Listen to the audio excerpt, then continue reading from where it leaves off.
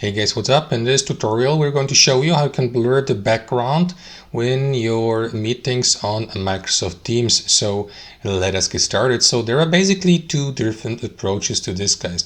What you will need to do is access Microsoft Teams, of course. You can do this through the web application and log into your Microsoft account here in the top right corner by clicking to sign in, or use the desktop app.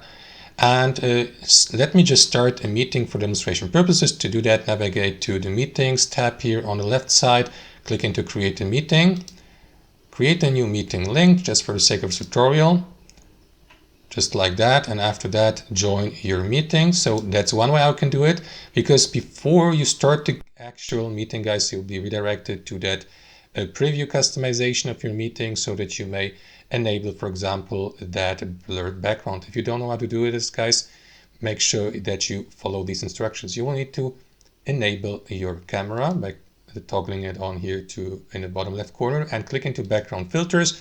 And here, guys, in your background settings to the right, switch from none, which will leave your display basically blurless or clear. Switch to standard blur here to the right and select either a standard blur or a portrait blur by clicking into that arrow down icon. So that's one way I can do it, guys, and blur your background for your video call or meeting before starting the given meeting. You may do this also during your video calls or meetings. So let me do that really quickly by joining that meeting. Let us wait for a brief moment.